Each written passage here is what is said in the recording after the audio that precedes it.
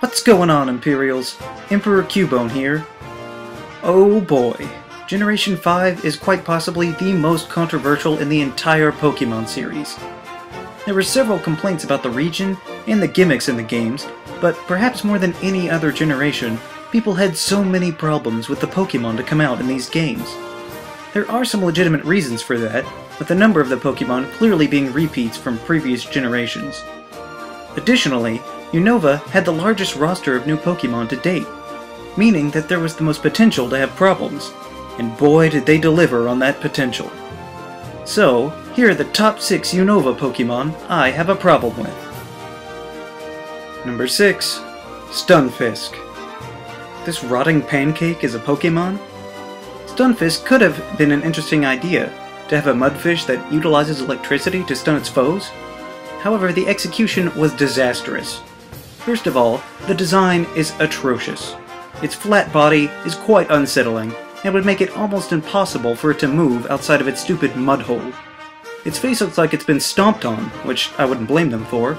Plus, it has Limber for an ability, which prevents paralysis, but electric types can't be paralyzed. It seems like it's only able to switch between the emotions of sorrow and mischievous malice. It continuously flops around, being useless, with a pathetic cry that sounds like it's got too much gas. The worst part about this disappointing Pokémon is the fact that it squanders what should have been a fantastic type combination in Ground Electric. Pokémon with two conflicting types are usually interesting, giving unique resistances to take advantage of, but Stunfisk is not able to live up to any of that potential. There's just too much going on. It wants to be a mudfish or some kind of electric fish, but both of which seem to require the water typing. It even learns many water-type moves, so even though they really wanted to make it a ground electric type, they should have gone with a better design for it. Hopefully we'll get another Pokémon to repair the besmirched name of this unique, underrepresented type pairing, so that we can forget Stunfisk altogether. Number 5. Litigant. If you're thinking, I didn't know they gave Bellossom a Mega Evolution, I don't blame you. How are these two even separate Pokémon? On top of the idea of the short grass woman continuing to appear, these two Pokémon are almost entirely the same. It reminds me of the meme about the level of detail between Pokémon and Digimon. That's how similar they are to one another. They even both evolve with a Sunstone. I get why Bellossom does, but not even a Grass Stone for Litigant? Even their shinies are suspiciously similar. It'd be one thing if Litigant were an improvement on Bellossom, by taking the concept and doing it better, but it's actually worse. All of its best moves, Bellossom can do, even Quiver Dance, since they're both dance-themed, conveniently. And Bellossom has access to more useful coverage moves than Litigant could ever hope for. All this from a Pokémon I already had a problem with, but it's just sad when you take such a messed up Pokémon and actually make it worse. How does a Pokémon who was made 11 years ago follow through on your design and do a better job than you do? Number 4. The Weather Genies. Okay, look, Legendaries got way out of hand starting in Sinnoh, and Unova followed suit. We don't need double digits for Legendaries. It makes the legends a little less special if there are so many of them. It's not so bad if they're all quality additions to the game, like in Hoenn, but when you're cramming them in there for the sake of numbers, it shows through a little. The Weather Genie trio is one such example in my mind.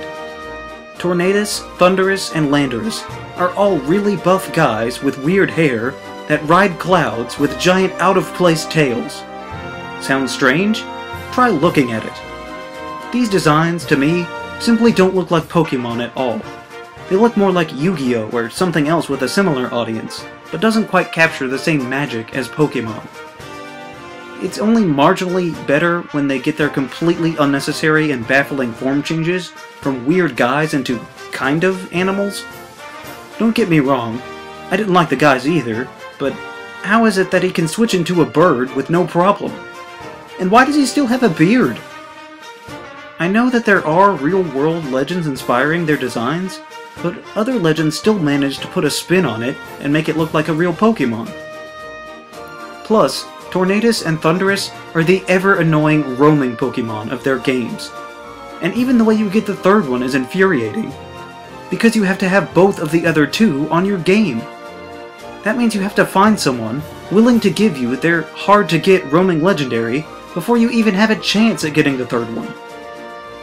And yes, I'm aware that these genies are fairly good in battle, but I can only imagine it's because their opponents are too distracted by their deformed physique. Thundurus and Landorus sully the names of good type combinations, while Tornadus, for whatever reason, is the only pure flying type in existence. And you went with this thing? No thank you. I'll wait for something that wouldn't be mistaken for any generic anime villain, and looks like it actually belongs in the Pokémon world. Number 3. Scraggy and Scruffty. There have always been Pokémon that exist simply because the developers wanted to use a specific type combination. It's present everywhere, but it seems to be most prominent in Unova. Or at least, that's where it's at its most glaring. There are a number of Pokémon that seem to suggest their designs came secondary to their typing. And it's never more apparent than with Scraggy and Scruffty. These two are the first pair of dark fighting types, which is an interesting combination, but doesn't really seem obvious about either one of them. They are weird lizard things that have some sort of rebellious youth motif going on. I guess you could consider that dark if you're extra angsty, but I'm not really seeing the fighting type. First of all, a Pokémon with a hoodie and saggy pants, even ones made out of dead skin, is incredibly stupid. I'm surprised they didn't give it a third evolution, where its discarded hide turned into a lowrider. Secondly, look at what this combination can be! Pangoro is a perfectly respectable Pokémon. He's a dark fighting type, but looks like he actually belongs in this world, and that it was a natural progression to get to where he is. This example only intensifies how blatantly little effort they put into making these Pokémon, only being worried about checking the combination off a list, leaving us only with a pair of disproportionate, poor hygiene miscreants. Yeesh, now I sound like an elderly person complaining about youth culture. Get off of my lawn, hippies! Number 2. Sock and Throw. This generation is packed to the brim with strange-looking, Muppet-like fighting types. Some of them aren't even so bad, but of course many of them have the misfortune of looking quite human. These two are the worst offenders. Sock and Throw are just men. There's no way around it. They're even wearing clothes! Full combat outfits. This is so unnecessary. Just because you're a fighting type doesn't mean you have to dress up in a fighting uniform.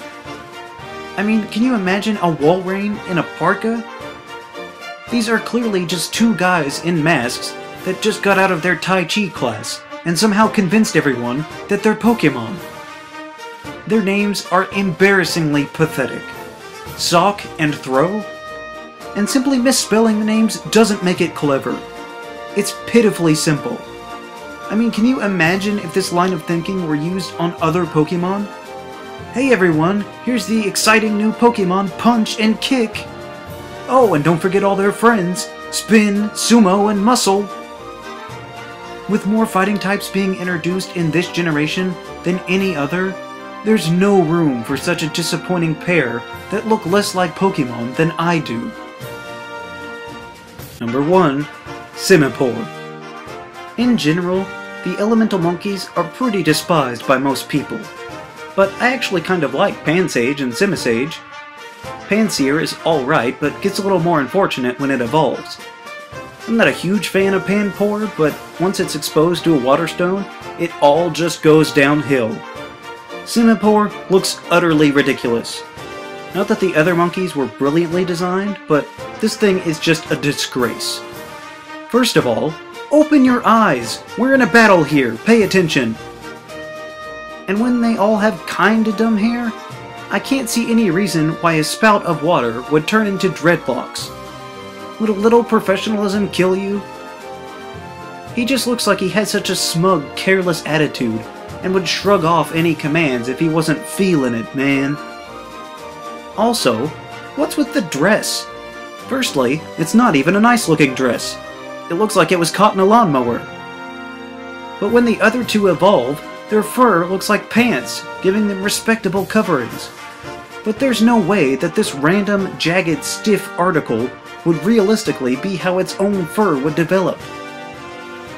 This one is somehow just so inadequate compared to the other monkeys. Even the name, Panpour and Simipour, you couldn't come up with any four-letter word starting with S to follow suit with the other two? What, was Pan-Swim not an option? Sure, there are the standard complaints like the ice cream Pokémon, or the pile of garbage, but this inadequately designed monkey is the first thing that made me truly embarrassed by Pokémon. So, those are the top 6 Unova Pokémon I have a problem with. There are certainly many others that could have made the list, so let me know which ones you find most problematic down in the comments. Also, be sure to leave a like, share this video, and subscribe so that you too can become an Imperial today. And we'll see you around next time.